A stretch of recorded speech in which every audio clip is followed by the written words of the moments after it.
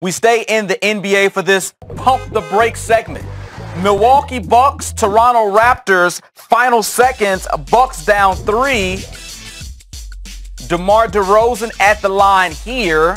Milwaukee goes the other way. So, Tim, it seems like they have plenty of time to get a 3. However, the Greek Freak decides to take it to the rack for a 2 after he dribbles off a ton of seconds. So do we need to pump the brakes on this? Giannis wasted too much time, or should we mash the gas? No, I think this is spot on.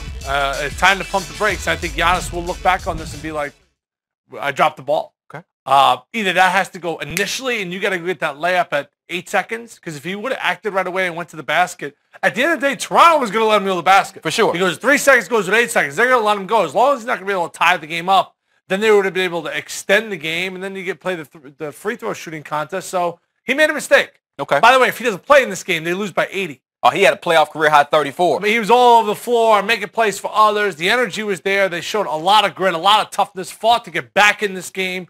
But yeah, he screwed up. I mean, okay. He's in so his you early think 20s? If he scores with maybe 10 seconds to play, that's still okay? Here's the thing about, he's a young guy, right? And he's a budding superstar. I think he's going to be a multiple MVP. He'll learn from this. Right. Like, as you're dribbling down, your thought is, I'm going to go to the hoop right away, or else I'm going to shoot a 3. Yep. His thing was, all right, I'm going to shoot a 3. Oh, I'm going to go to the hoop.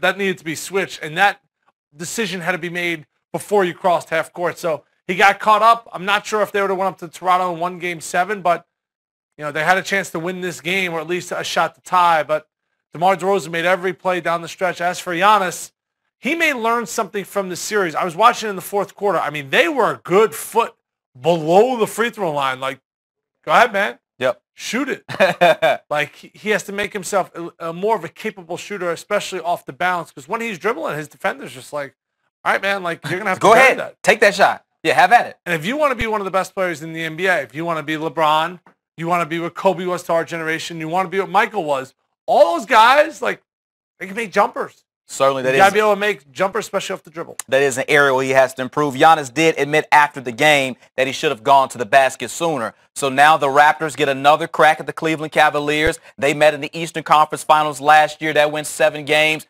How do you see the Raptors facing off with the Cavs Game 1 on Monday? I think it's going to come down to defense. You know, this is a game that the Bucks don't score 100 points. And I thought they got back to the old school Raptors, playing with a chip on their shoulder, not acting like they belong. Okay. You know, all season long we anointed them as the second best team in the East. And I think they started to believe the hype. And they were just like, yeah, we can outscore you. Our backcourt's this good. We have enough talented players out there. We're going to make enough shots. And once they got punched in the mouth in Game 3, embarrassed in Game 3 up in Milwaukee, I think they kind of got that sense of urgency back from a defensive standpoint, that their defense was much better. I thought their attention to detail, I thought their effort made some slight adjustments to their lineup, went a little bit smaller, was a little bit more athletic, and that paid off for them. They're going to beat Cleveland in 1 game. They may beat Cleveland in 2 games. 3 series, 3's a stretch, and I think 4 is impossible. This actually is the first time the Raptors have won 3 straight playoff games. So taking a little momentum into the series with Cleveland, but the Cavs have been resting.